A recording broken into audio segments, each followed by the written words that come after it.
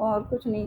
अब आपको आज कुछ वैसे सेंटेंसेस बताते हैं जिसमें कि आप हमेशा यूज करते हो उसको पैसिव में ही, और वहाँ पर आपको हमेशा लगेगा कि सब्जेक्ट के जगह अपेक्षा ऑब्जेक्ट का महत्व ज़्यादा होता है। जैसे आपने मान लो एक सेंटेंस ले लो, हिंदी में बोलते हैं हम कि मोहन को भूगोल पढ़ाया जाता है। मोहन को भूगोल पढ़ाया जाता है। अब सिंपल सा इसको जैसे आप बनाते हैं वैसे बनाओ, लेकिन ये सेंटेंस हिंदी में क्या है, या तो आप बोलो मोहन भूगोल पढ़ाता है, तो क्या बनाओगे? ज्योग्राफी। मोहन पढ़ाता है। ज्योग्राफी। टीच में क्या लगाएंगे, भूल जाते हो? यस। हाँ, क्योंकि Mohan third person singular number है, तो जब भी थर्ड पर्सन सिंगुलर नंबर होगा तो उसमें हम एस लगाएंगे। हाँ, मोहन टीचर्स जियोग्राफी। अगर कहते हैं मोहन को भूगोल पढ़ाया जाता है, इसको कैसे चेंज करोगे? सिंपल पास्ट, सिंपल जो प्रेजेंट किया, जो आपको याद होगा क्या करते हैं, सिंपल प्रेजेंट में एक्टिव से पैसिव बनाने में क्या करते हैं?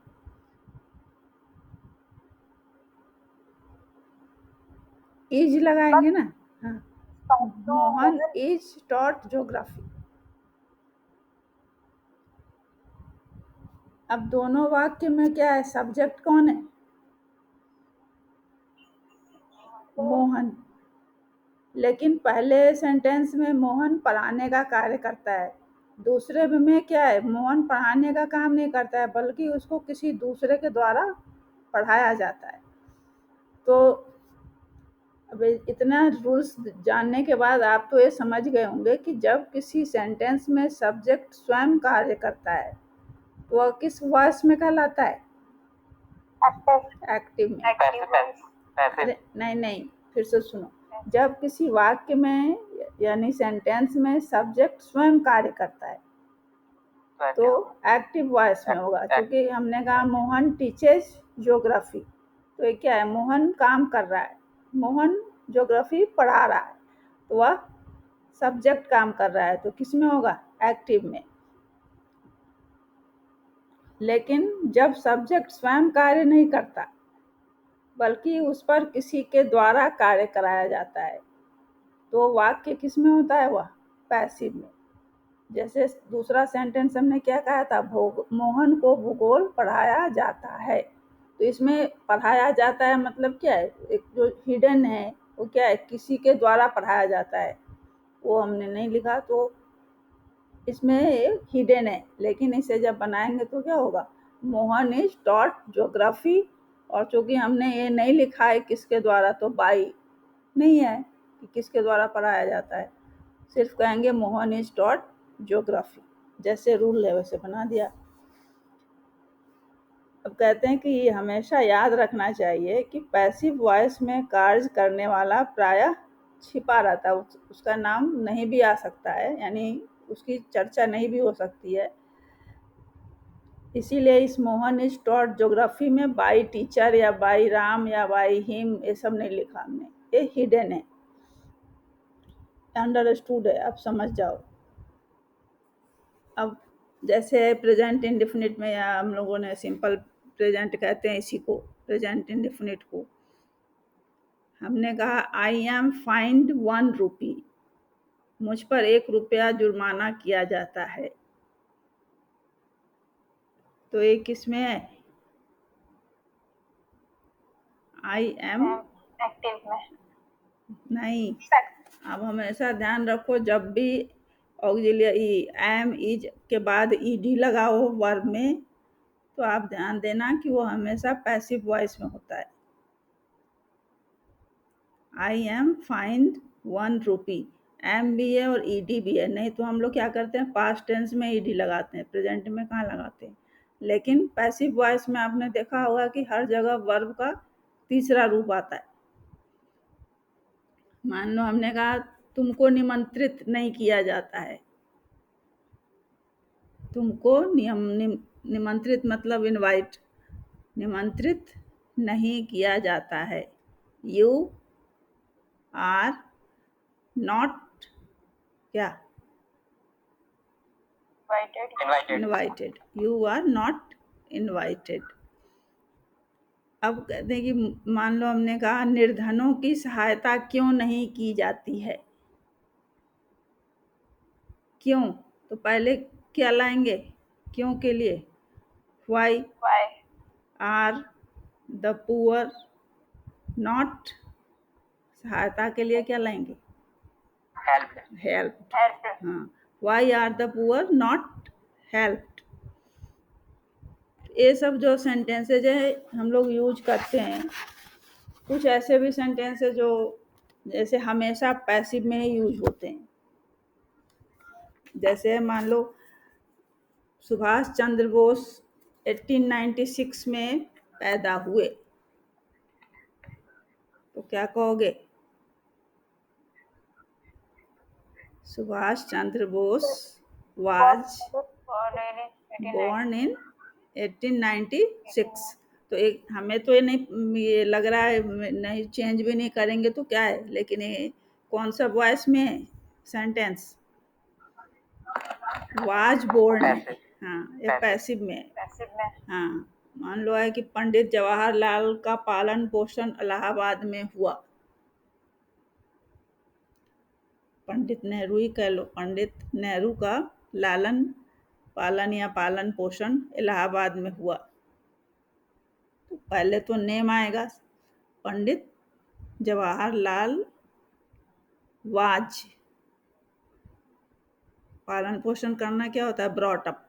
ब्रिंग अप होता है, उसका पास्ट टेंस करेंगे तो क्या हो जाएगा, ब्रॉट अप।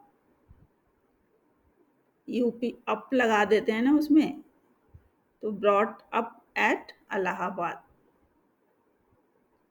सीता डर गई, सिंपल सा सेंटेंस है, सीता डर गई। Sita was frightened, FRIGHTENED, Sita was frightened. उसकी आंखों में आंसू भर आए। ये सब सिंपल से सेंटेंस है जो हम लोग यूज करते हैं। उसकी आंखों में आंसू भर आए या आंसू आ गए, कुछ भी बोल सकते हो। उसकी आंखों में, तो हर आइज या हिज आइज कुछ भी ले लो।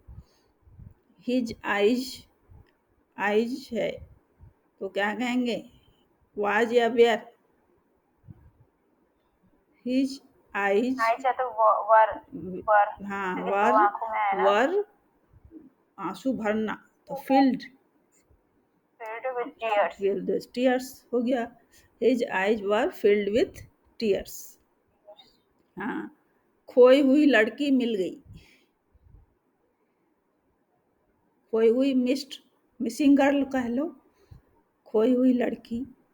द मिसिंग गर्ल रिकवर्ड, या उसके लिए आप और कोई वर्ब यूज करना चाहो तो कर सकते हो, लेकिन हो गया किस रूप में होगा, थर्ड फॉर्म में। मैं तुमसे खुश हूँ, ये तो बहुत इजी सेंटेंस है जो हमेशा हम यूज करते हैं। मैं तुमसे खुश हूँ, आई एम। खुश का क्या कहेंगे यहाँ पे, हैप्पी नहीं, यहाँ पे वो प्लीज्ड विथ यू। हाँ, प्लीज्ड विथ यू। यहाँ पे प्रीपोजिशन भी है विथ यू। मैं तुमसे खुश हूँ, I am pleased with you. वह नशे में है, ही इज ड्रंक। अब ड्रिंक करना पता ही है आपको, ड्रिंक ड्रंक ड्रंक होता है वो, अब पानी पीना कहो या फिर शराब पीना कहो, जो भी है नशे में है तो क्या है वो, ड्रंक। ये आप सभी जानते होगे, बोलते भी हो, तुम गलती पर हो, यू आर मिस्टेकन, बोलते हो ना, यू आर मिस्टेकन, ये हमेशा यूज होता है। मिस्टेक से मिस्टेकन का, ये यहाँ पर क्या आप ध्यान देना, गलती पर हो या तुमने गलती की है, मिस्टेक से मिस्टेकन किया। मैं चौंक पड़ा, ये सब छोटे छोटे सेंटेंस है। I wondered.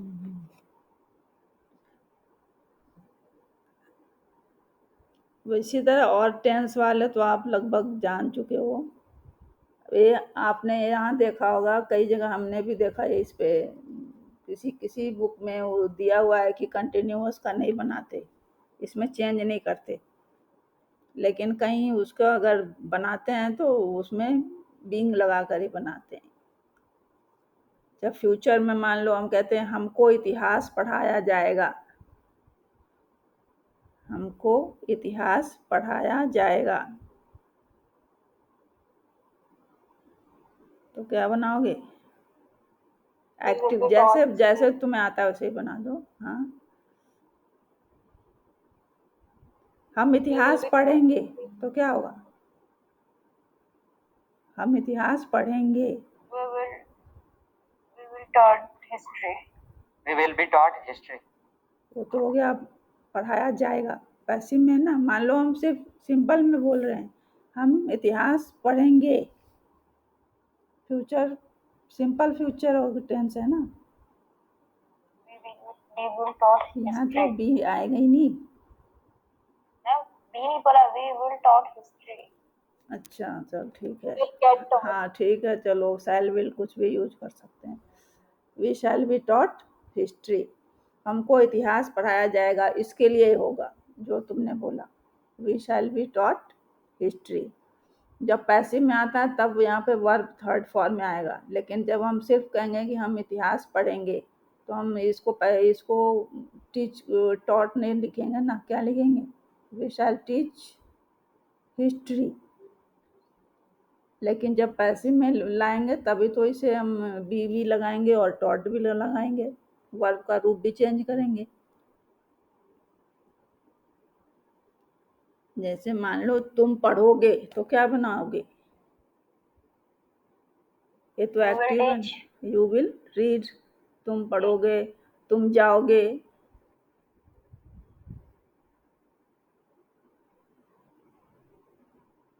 तुम घर जाओगे तो क्या बनाओगे? तुम घर जाओगे। You will go to home. हाँ, यू विल गो होम के साथ तो Go to जल्दी home. टू नहीं लगाते, लेकिन यू विल गो होम। हाँ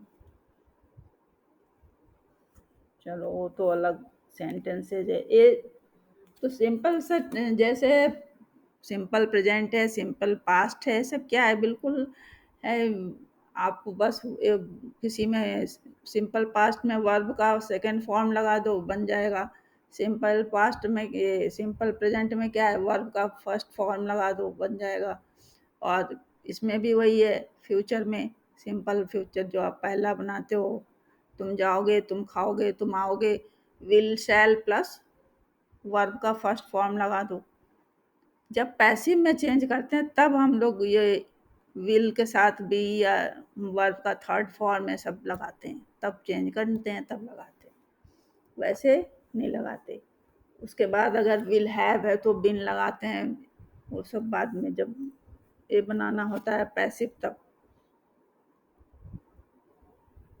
अब मैं से जैसे कुछ सेंटेंसेस जैसे होते हैं जो आप रूल के अनुसार नहीं, उसको आपको सीखना होता है। जैसे मान लो वह लिखते लिखते थक गया, आज हम सिर्फ आपको ट्रांसलेशन बता रहे हैं। वह लिखते लिखते थक गया, या मैं लिखते लिखते थक गया, तो क्या बोलोगे? अक्सर क्या बोलते हो इसके लिए?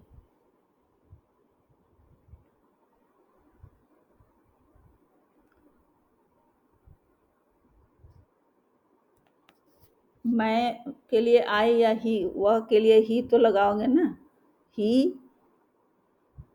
इसमें आप याद करो, गेट गॉट लगाकर सेंटेंस जो बनते हैं, ही He got tired of writing. हाँ, इसमें गॉट लगेगा, he got tired of writing. यानी एक आसानी से बना लोगे कि दवा 2-2 घंटे के बाद पिलाओ। इंस्ट्रक्शन दे रहे हैं ना, दवा 2-2 घंटे के बाद पिलाओ। इम्पेरेटिव सेंटेंस के स्टाइल में कुछ टाइप से बनेगा, आप किसी को इंस्ट्रक्शन दे रहे हो,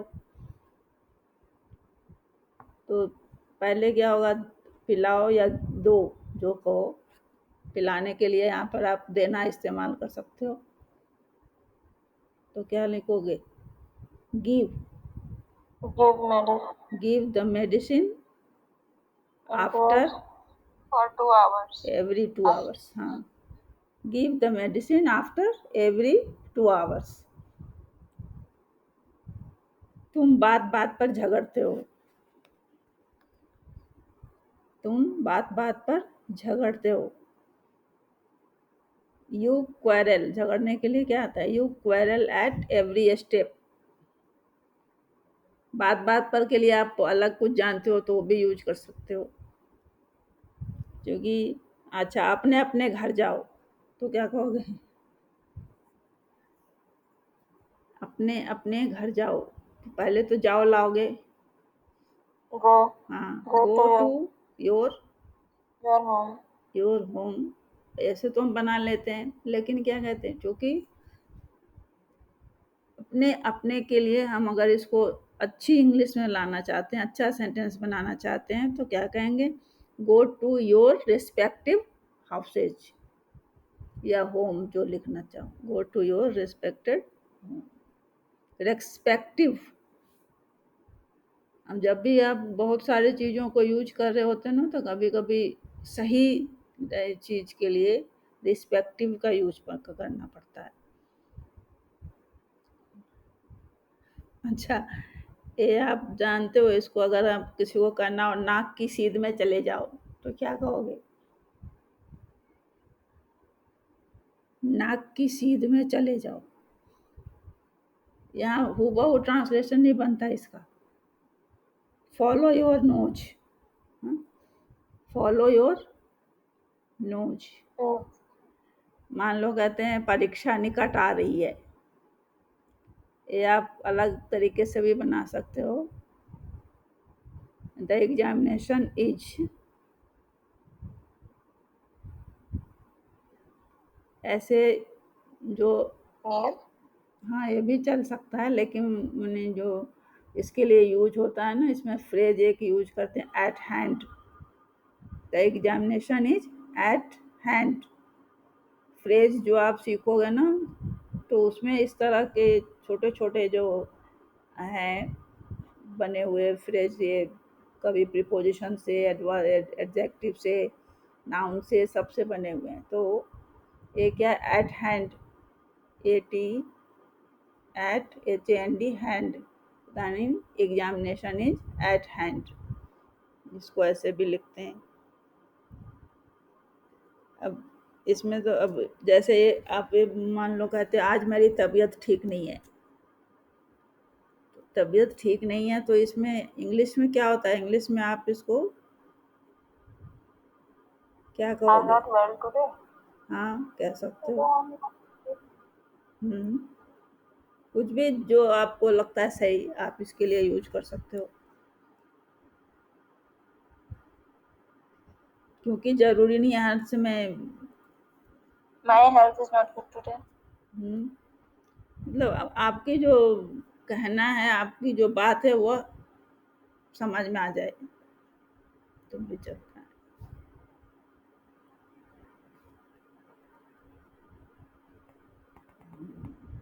क्या बताऊँ,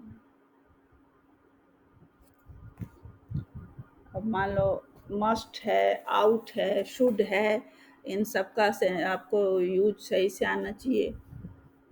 शुड और आउट, इनमें क्या डिफरेंस है, शुड को कहाँ इस्तेमाल करते हैं, आउट को कहाँ इस्तेमाल करते हैं, मस्ट को कहाँ इस्तेमाल करते हैं। शुड मीन्स भी चाहिए होता है, आउट मीन्स भी चाहिए होता है। तो एक तो हमने आपको बताया था कि आउट के साथ हमेशा इन्फिनेटिव वर्ब का इस्तेमाल होता है, to go, to sleep, to live, इस तरह वो भी बताएंगे।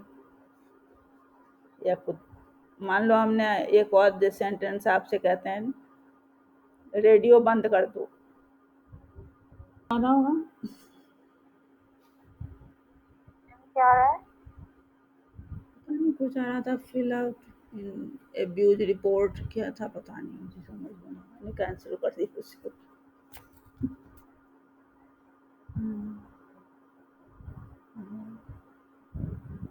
क्या बताना चाह रहे थे हम? जितना अधिक परिश्रम करोगे उतना ही ज़्यादा नंबर प्राप्त करोगे। कैसे बनाओगे? जितना अधिक परिश्रम करोगे उतना ही ज़्यादा नंबर प्राप्त करोगे, सभी बोलते If हैं। you work hard, you should succeed. हाँ चलो ठीक है।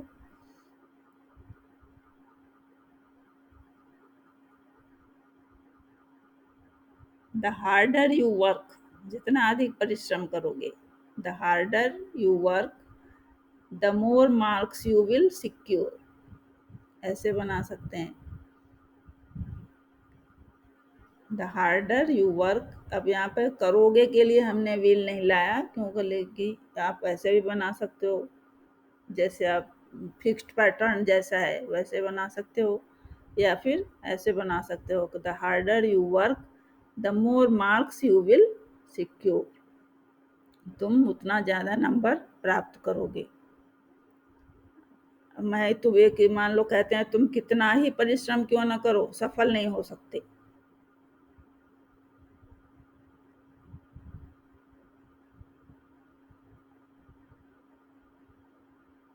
अगर इसे आप इंग्लिश में सोचते हो तो इंग्लिश में तो आप जैसे सोचते हो वैसे ही लिख लोगे, हिंदी से इंग्लिश में करना पड़े तो शायद ज़्यादा मुश्किल हो जाती है।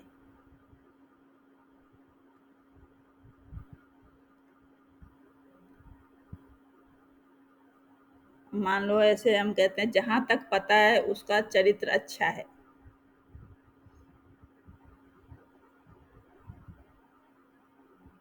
जहाँ तक पता है उसका चरित्र अच्छा है, आप खुद सोच रहे हो या आप किसी को कह रहे हो, मान लो आपने किसी और को कहना है कि मेरी जानकारी में, ऐसे भी समझ लो कि मेरी जानकारी में उसका चरित्र अच्छा है, उसी बात को ऐसे भी बोल सकते हैं, उसी बात को ये भी कि जहाँ तक पता है उसका चरित्र अच्छा है। तो आप इंग्लिश में इसको जिस तरह इजीली बोल सकते हो वैसे बोल लो। As far as I know, his character is good. हाँ वो भी हो सकता है कि टू द ऐसे भी हो सकता है to the best of my knowledge he bears a good moral character, तो इसमें कुछ ज़्यादा ऐड कर दिया हमने, लेकिन आप क्या ऐसे भी जैसा आपने कहा कि एज आई नो, उन्हें वही है कि आप जिस चीज़ को सोच रहे हो बस ग्रामेटिकली करेक्ट होना चाहिए, जो वर्ड या जो वर्ड आप यूज कर रहे हो वो वहाँ पर सही होना चाहिए। ये ज़रूरी नहीं है कि एक जैसे उसका फिक्स्ड है या अलग, जैसे हम वर्ब या आइडियम या फ्रेज यूज कर रहे हैं वो यूज किया ही जाए, लेकिन सेंटेंस सही होना चाहिए।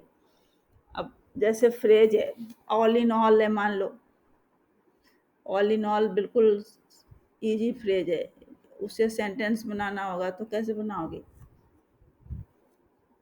ऑल इन ऑल मतलब क्या होता है? मोस्ट पावरफुल, सर्वे सर्वा।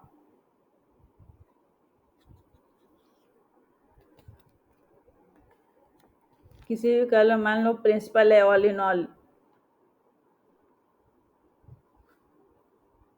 तो उसके लिए क्या कहोगे? The principal is all in the college, तो उसका मतलब क्या हुआ? प्रिंसिपल जो है वो कॉलेज के सर्वे सर्वा हैं, मतलब जो सब द मोस्ट पावरफुल इंसान है कॉलेज में कौन है? प्रिंसिपल है। आप ये भी कहते हो कि अरे उसे तो इसकी ABC भी नहीं पता, कहते हो ना अक्सर, उसे डांस की ABC भी नहीं पता, या जो भी किसी भी मान लो, ABC भी क्या है? ABC क्यों यूज करते हैं? बेस फर्स्ट प्रिंसिपल्स यानी प्रारंभिक बातों के लिए, कि he did not know even the ABC of grammar. ये हम किसी भी चीज़ के लिए यूज कर देते हैं कि अरे उसको तो कुकिंग की ABC भी नहीं पता, डांस की ABC भी नहीं पता, लेकिन ABC यूज क्यों करते हैं? ABC ये सब्जेक्ट है जिसका मतलब होता है फर्स्ट प्रिंसिपल्स, और इसे हम यूज करते हैं, he does not know even the ABC of grammar, इस तरह यूज करते हैं। यूज तो आप भी करते हो इसे। इसमें जो वैसे तो बहुत सारे हैं, लेकिन जो आप जो एट लार्ज, ए इजी है और इसे आप याद रख सकते हो। इसका मतलब होता है आज़ाद, फ्री, एट लार्ज। यानी मान लो हमें कहना है बहुत से आतंकवादी अभी तक फ्री हैं और कैप्चर में कभी कभी पकड़े जाते हैं, तो आप इसके लिए अपना जो वर्ड है आप क्या यूज करते हो? एट लार्ज के बदले फ्री भी तो यूज कर सकते हैं ना, Yes, ma'am. और यूज करते भी हैं। लेकिन इसको अगर हम फ्रेज यूज करना चाहें इसके लिए तो क्या कह सकते हैं कि most of the militants are at large and seldom capture, कभी कभी पकड़े जाते हैं। तो यहाँ पर एट लार्ज यूज किया। अभी अगर कहीं आपको मिलेगा एट लार्ज तो आप सोचोगे यहाँ क्यों लिखा है, तो एट लार्ज मतलब होता है फ्री, आज़ाद। इसी तरह मान लो एट द टॉप ऑफ,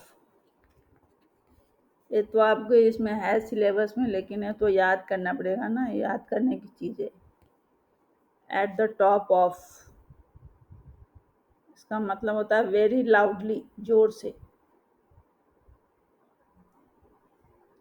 जैसे इसके लिए आप इसको कहाँ यूज कर सकते हो, द वेंडर या हॉकर जो भी है was crying at the top of his voice.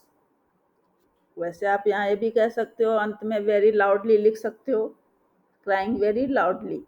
लेकिन हम अगर फ्रेज यूज करना चाहें, अगर कहीं आपको एट द टॉप ऑफ लिखा मिले और उससे आपको वाक्य बनाना हो, तो आप इसका मीनिंग पहले समझोगे तभी तो बनाओगे।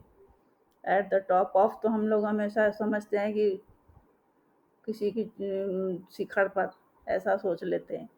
लेकिन अगर सेंटेंस ऐसा हो तो यहाँ पर इसका मतलब होता है वेरी लाउडली, अगर क्राइंग के साथ यूज हो रहा है तो।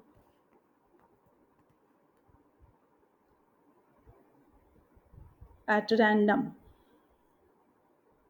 विदाउट एनी एम, यानी यूं ही बिना किसी उद्देश्य के, विदाउट एनी एम, इसके लिए यूज करते हैं एट रैंडम।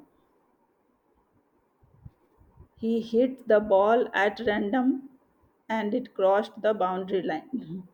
उसने यूं ही, या आप इसको घूमने के सेंस में भी यूज कर सकते हो, वह यूं ही घूम रहा था। He was walking at random without any aim, या he came here without any, ये विदाउट एनी एम न कह के आप एट रैंडम भी कह सकते हो।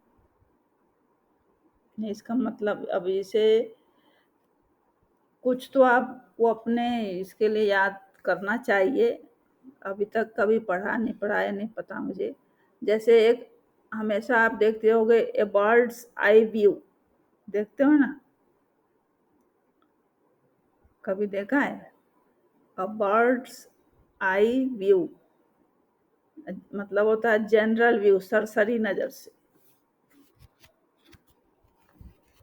ये बुक्स में लिखा होता है कहीं कहीं, ज़्यादा ये लिटरेचर में यूज होता है। एक ये आप जानते होंगे, अ बेड ऑफ रोजेज,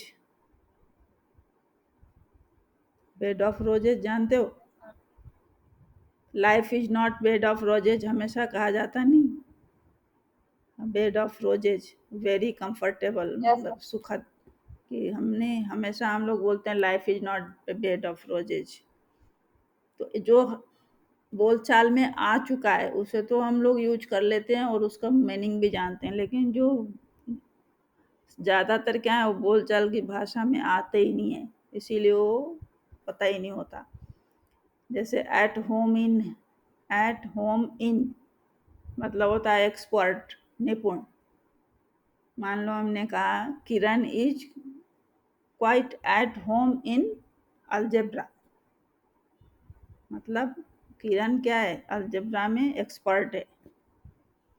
जबकि एट और home, HOME, home in, at home इन का मतलब एक्सपर्ट होता है। अगर कहीं आपको इस तरह का सेंटेंस मिले तो वहाँ इसका यूज एक्सपर्ट के लिए हो रहा है।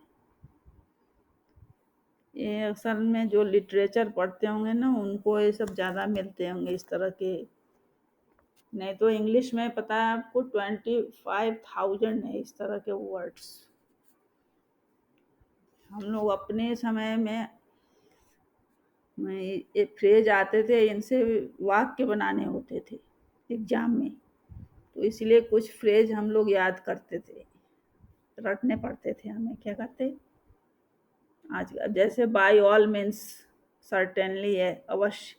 आई will help my brother by all means, अवश्य मैं अपने भाई की सहायता अवश्य करूँगा।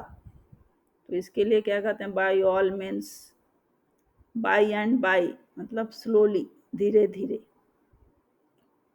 Sunil is progressing by and by, वह धीरे धीरे प्रोग्रेस कर रहा है। सुनील के लिए है।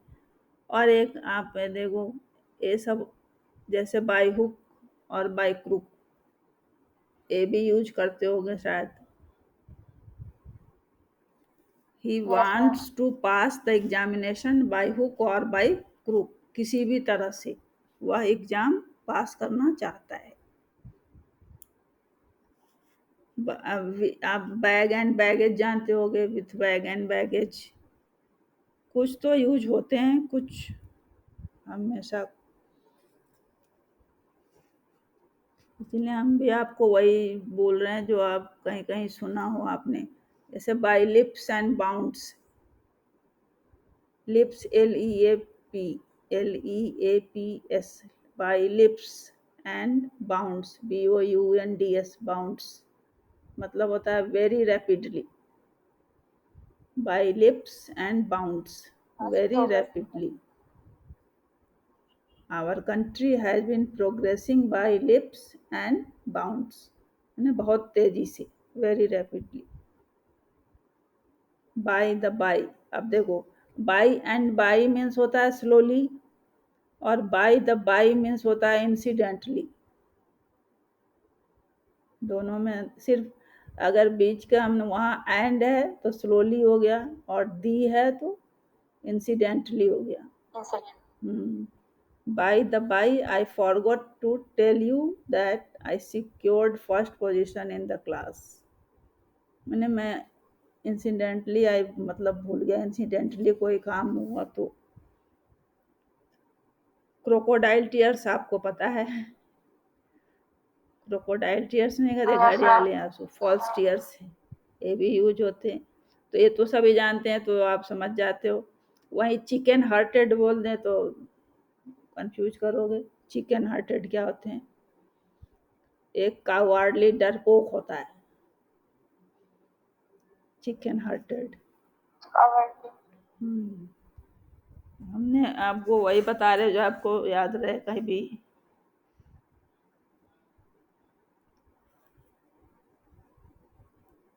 इन्स एंड आउट्स होता है, इन्स एंड आउट्स, फुल डिटेल्स यानी पूर्ण विवरण। He knows all the ins and outs of this case, मतलब इस केस का वह फुल डिटेल जानता है। अब वैसे भी अगर आप इसके लिए इसको बनाना चाहो, ट्रांसलेट करना चाहो, तो आप हमेशा क्या यूज करोगे पूर्ण विवरण के लिए? फुल डिटेल्स, यही तो यूज करते हो। लेकिन उसके लिए वर्ड जो है, फ्रेज है ins, INS, ins and outs, OUTS, outs, ins and outs मतलब अंदर बाहर। एक तरह से तो यही हुआ ना, ins and outs, full details. In a nutshell, NUTSHELL, in a nutshell मतलब होता है इन ब्रीफ। अब देखो यूज तो हम इन ब्रीफ भी कर सकते हैं। अब इन ए नटशेल है कि हमें जानना चाहिए, कहीं हम नॉवेल, खास करके जो इंग्लिश नॉवेल्स पढ़ते हैं या पोएम पढ़ते हैं, जिनकी रुचि है पोइट्री में, वो सब देखते होंगे कहीं उन्हें, तब वहाँ ये सब का यूज ज़्यादा होता है। अब जैसे हम ये भी मान लो हम कह रहे हैं tell me your case in a nutshell, वैसे तो हम इसे ये भी कह सकते हैं, tell me your case in brief, संक्षेप में बताओ। लेकिन अब नटशेल का अपना है, जिसको इंग्लिश आती है वो यूज करते होंगे, जिन्हें नहीं आती वो नहीं करते, क्यों करेंगे। इन ल्यू ऑफ, ये सब जानते हो आप, INLIEU, इन ल्यू ऑफ मतलब होता है इन प्लेस ऑफ, स्थान पर। Give me another pain in lieu of this one, अब इतनी भारी भरकम बोलने की क्या जरूरत है, लेकिन यूज करते हैं। Give me another pain in lieu of this place, सिर्फ प्लेस ऑफ भी बोल सकते हैं, उसके लिए ल्यू की क्या जरूरत है, LIEU। लेकिन इंग्लिश को ज़रा सुंदर उसको बनाने के लिए, ब्यूटी के लिए यूज करते हैं, और क्या। कोल्ड ब्लडेड को पता होगा, कोल्ड ब्लडेड मर्डर नहीं कहते हैं, in cold blood, deliberately, cruelly, जानबूझकर, ऐसे बोलते हैं। इन ब्लैक एंड वाइट, ये भी जानते होगे, लिखित में, in writing. In black and white का मतलब होता है इन राइटिंग, लिखित में। Please give me your statement in black and white. अच्छा, ये जानते हो, इन वोग, VOGUE, वोग, वो नहीं जानते होगे, छोड़ो। उसका मतलब होता है इन फैशन, ये जानते होगे आप। In spite of, in spite of जानते हो, हाँ, इन स्पाइट ऑफ, बावजूद। In spite of being rich he does not spend money, या कुछ और भी बना सकते हो। इंस्टीड ऑफ भी आप जानते होंगे, के बजाय, हाँ, बदले में कहते हैं instead of.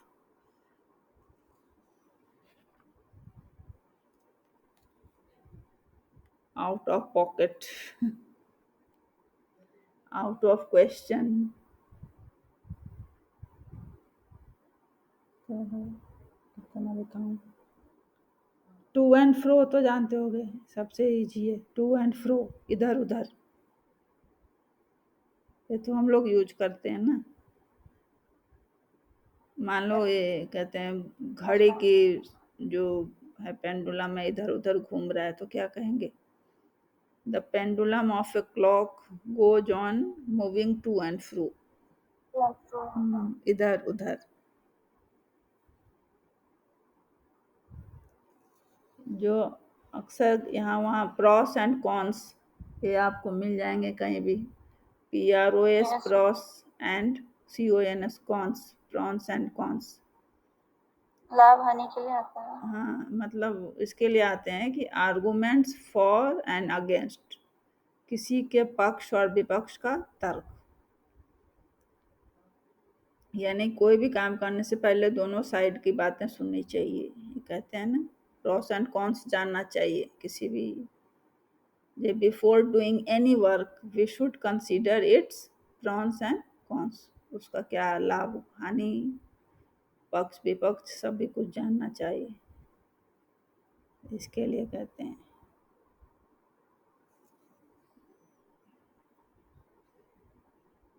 Throw and throw, ये तो कंप्लीटली होता है, थ्रो एंड थ्रो।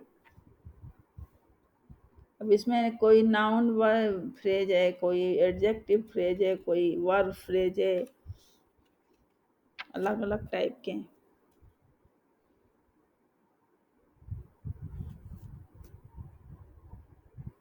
इसमें आपको ये करना है कि आप चाहो तो इसमें से 25-50 जो अच्छे वाले हैं ना, वो छांट के कहीं से जहाँ से मिले आप उसे याद कर सकते हो, यूज कर सकते हो। जैसे टू गेट रीड ऑफ, ये भी अक्सर हम लोग यूज करते हैं, टू गेट रीड ऑफ, छुटकारा पाना, यूज करते हैं। छुटकारा पाना, हाँ, yes ma'am. it is very difficult to get rid of a bad habit, it is very difficult to get rid of bad habit. ये यूज करते हैं हम लोग। तो जो जो आपको कहीं ना कहीं मिल गया होगा पढ़ने में, वो तो यूज हो जाते हैं, उसे वो ध्यान में भी रहता है। लेकिन हमें इतने टू कम अक्रॉस ये भी यूज करते हैं कभी। I come I came across Sohan on the road, मतलब होता है to meet. To come across मतलब to meet. To come true, ये ये सारे जो टू से है ना, ये सब वर्ब फ्रेज हैं जो टू से शुरू होते हैं। जैसे टू गेट रीड ऑफ, ये सब वर्ब फ्रेज हैं। To build castles in the air, ये भी सुना होगा आपने, हवाई किले बनाना, बस सुना है। To build castles, CASTLES, castles in the air, हवाई किले बनाना। टू मेक इमेजिनरी स्कीम, कहते हैं you can not succeed in life only by building castles in the air. यानी करना कुछ नहीं है, सिर्फ हवाई किले बनाना है, सिर्फ सोचना है बड़ी बड़ी बातें, तो उसको कहते हैं हवाई किले बनाना। ये भी आप कहीं ना कहीं आपको मिला होगा, आपने पढ़ा होगा कि to build castles in the air. तो जो भी टू से शुरू हो रहा है वो सारे क्या है, वर्ब फ्रेज हैं। To get rid of, to build castles in the air. और तो हम आपको अभी उतना बता ही नहीं रहे हैं, जो आपने सुना होगा वही सब बता रहे हैं हम, ताकि वो रिकॉल हो जाए आपका।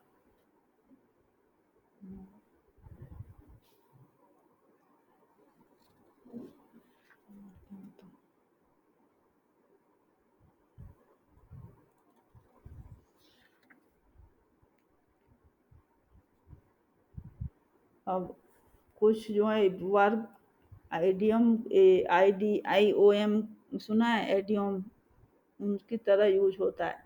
जैसे act on, act upon, act up to. Yes, ma'am. Verb, I am. हाँ वर्ब तो एक ही है, एक्ट, उसमें ऑन लगेगा तब उसका अर्थ क्या होगा, अपॉन लगेगा तब क्या होगा, अप टू लगेगा तब क्या होगा, सब में उसके मीनिंग्स चेंज हो जाते हैं। तो ये कहलाते हैं इडियोमेटिक यूज ऑफ वर्ब्स। मान लो हमने कहा strong acids act on metals, तो इसका मतलब होगा प्रभाव डालना, कि स्ट्रॉन्ग एसिड मेटल्स पर प्रभाव डालते हैं। अगर अपॉन कहा, एक्ट अपॉन, तो इस पे इसका मतलब होता है सुझाव पर चलना। We should act upon the advice of our elders, we should act upon the advice of our elders. Act up to कहा तो इसका मतलब होता है पूरा करना। I shall act up to my promise, मुझे अपने प्रॉमिस पूरा करना है, पड़ेगा, शैले पूरा करूँगा, जो भी होगा मैं अपना प्रॉमिस पूरा करूँगा। एक्ट अप टू, तो एक्ट का आप तीन याद देख लो, act on, act upon, act up to. तो इसको कहते हैं आइडियोमेटिक यूज। और उधर जो अभी आपको बता रहे थे वो सब फ्रेज था। इसी तरह अलग अलग शब्द में अलग अलग जो लगाते हैं, अलग अलग वर्ब में। ब्रेक है तो ब्रेक डाउन, मतलब स्वास्थ्य बिगड़ना। ब्रेक इनटू, इसका अलग अर्थ हो जाता है। ब्रेक आउट अलग यूज होगा। ब्रेक विथ अलग, मतलब संबंध तोड़ना। ब्रिंग है, इसमें लगते हैं, अब कितना बताऊं, इसमें कम में है, डू में है, कॉल है, कुछ तो आपको बताएंगे हम। गिव अप, ये जानते होंगे, छोड़ देना कहते हैं ना, त्याग देना, give up. He has given up drinking all together, give के साथ लगाते हैं। गेट के साथ बहुत सारे हैं, पुट के साथ हैं, रन के साथ, मेक के साथ, लुक। इसमें से आप पूरा नहीं भी तो दो चार देखो। क्या करोगे? अगर A to Z मान लो कहते हैं तो मतलब क्या होता है इसका मतलब? पूरा का पूरा। हाँ नहीं, हाँ मतलब from beginning to end, A to Z, प्रारंभ से अंत तक। Good students learn their lesson from A to Z। चलो कुछ देखना और फिर मंडे को पढ़ते हैं हम। Okay, Yes, ma'am. थक गई। Thank you, Annie. Thank you, ma'am. Welcome.